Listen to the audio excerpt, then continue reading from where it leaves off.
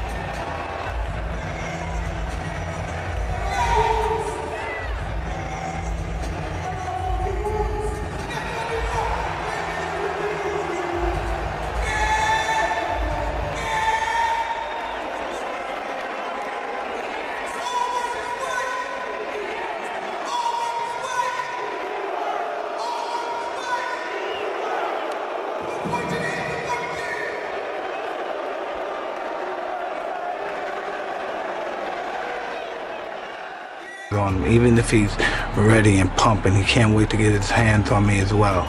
I keep my eyes on him, I keep my eyes on him, I keep my eyes on him. Then once I see a chink in his armor, boom, and one of his eyes may move, and then I know I have him. And then when he comes to the center of the ring, he still looks at me with his piercing look, and as if he's not afraid, but he already made that mistake when he looked down for that 1/10 of a second. I know I had him. He'll fight hard for the first 2 or 3 rounds, but I know I already broke his spirit. I'm certain Mike learned this from Cus D'Amato, who too firmly acknowledged the mental element of the fight game. It's interesting to note that Floyd and Conor have both said fighting is all mental as well, that it's a game of the mind. Now, looking at this first stare down, Conor and Floyd are both initially ice cold, 2 men firm in their intent that they will come out the victor, each feeling that the other does not have a chance, both feeling that they are unquestionably the greatest warriors of their time. But Conor does something interesting. Still remaining mentally calm, piercing Floyd with his gaze, he breaks into provocation, rattling the cage, trying to stir up the beast. Conor, from his calm mental disposition, looking to spark emotion into Floyd's gaze. Notice how for a moment Floyd starts to breathe heavier. This can be noted as a change in blood pressure. His shoulders move a bit more with each breath, and for the most part, he is still very calm. His composure is notable until you realize he isn't looking at Conor. As Conor moves, ducks under with his capoeira, Floyd's eyes aren't meeting Conor's, he's stiff.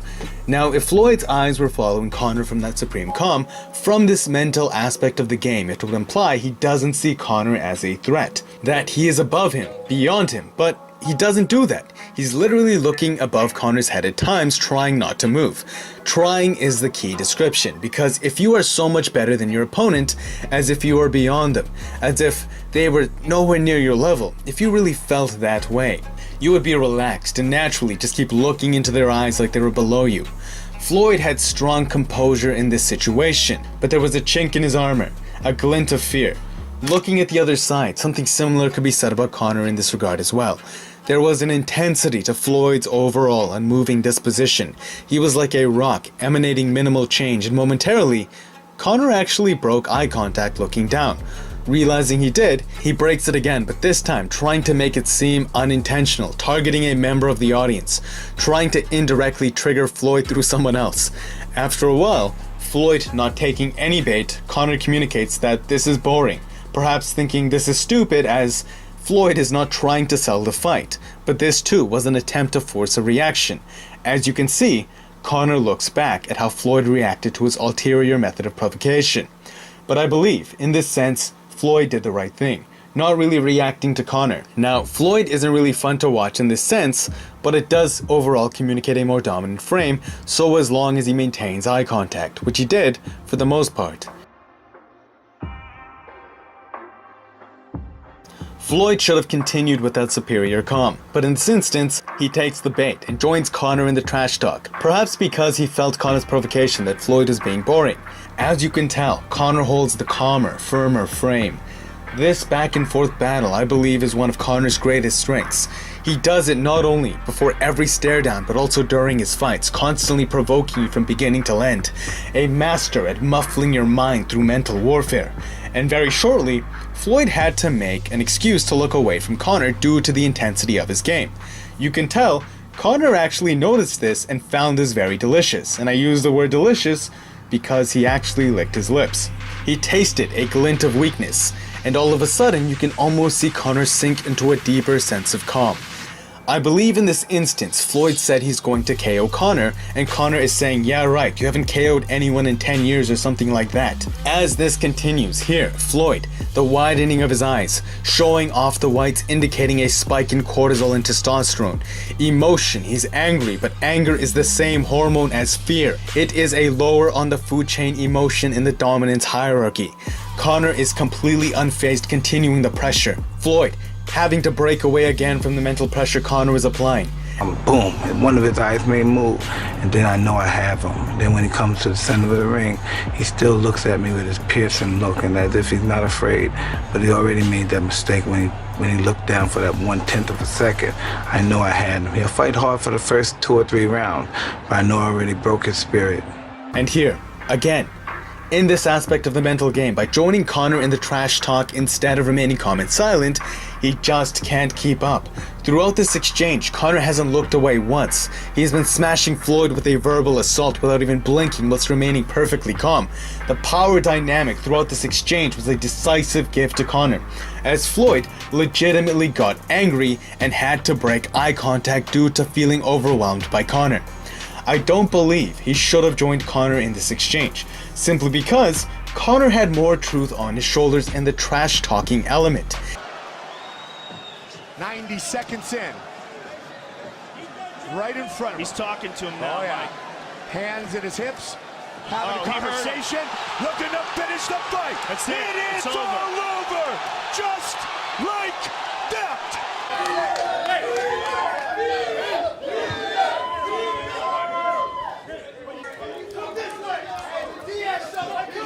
Fuck you.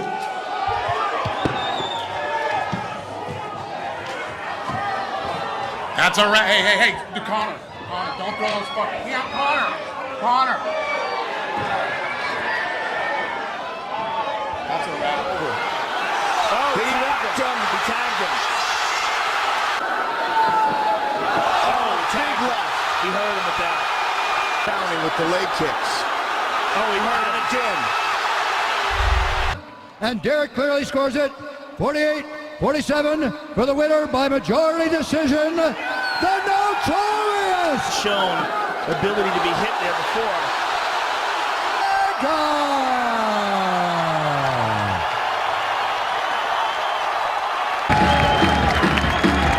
That's a great featherweight fight, Marcus Brimage and Conor McGregor in the welterweight.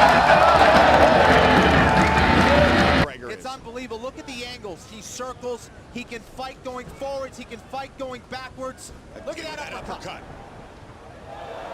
Now, Marcus Over the top. Looking to finish it here. This is why everyone's been talking about Conor It's McGregor. all over. Conor McGregor, another first-round win. Wow. 145.5 pounds.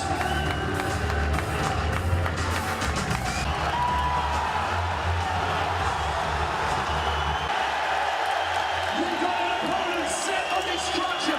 What are we going to see from you in the octagon? And they're going to destroy quality tomorrow for all my country versus you and for all UFC United States. Always kind of just in range, but far enough away from danger as he starts teeing off. Brandon Grandel. Brandon looks hurt. This could be the end. This could be an early stoppage. Another first round for McGregor. This could be it. That is it. It is all over. And Conor McGregor is victorious. The crowd go absolutely wild. Wow. He gets the knockout. Guys up. Tell him the truth. You ain't got a shot. Tell him the truth. You ain't got a shot. One round you're gonna. You ain't got a shot. One round Your you're coach knows you ain't got a shot. One round. And anybody who knows anything about You and your knows coach. you ain't got a shot. And your coach. You ain't got a shot. Conor, one more question. You're here because you're the easiest dude in this division. That's why you're here. Alvarez getting loose, getting better here in this round, though. Oh, man. Until that. Oh, he's done. He's done. It is all over. Let's take a look at this stunning left hand again. Look at this counter. Boom, over the top, on the jaw. Right hand. And a big one to the temple. Left hand behind it. Excuse me, right hand behind it. In my opinion, Conor is a very one-dimensional fighter. He's a long southpaw stand-up fighter. He doesn't have wrestling, he doesn't have jiu-jitsu. You know, you wipe all that hype out of here, I'm gonna get in there and destroy this dude. Bottom line. You know, Conor, I match up horrible for this guy. Conor, do you know what wrestling is? I've been a top-level athlete my entire life. You know, I've dealt with guys like this my entire life, you know, and I beat them. So, you know, this is nothing new to me. You know, obviously it's gonna be good to get in there and fight and beat this dude, but, you know, I know what I gotta do. He said he looks scrawny. He's cutting too much weight. He's skinny. I'm gonna destroy this dude. With 20 seconds to go. Big, deep breath by Chad Mendes. Listen to this place. Oh, big shots by McGregor. Look at the clock closely. 10 seconds. Oh, he's hurt. Could he finish him here? That's it. It's all over.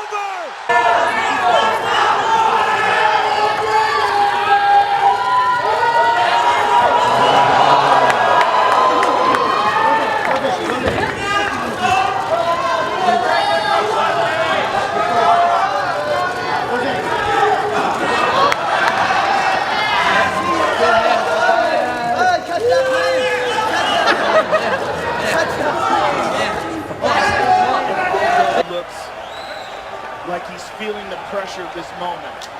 Here we go! Green trunks for the southpaw, the notorious Conor McGregor. Black trunks for the champion, Jose. Relaxed and smiling. Oh! He slipped him!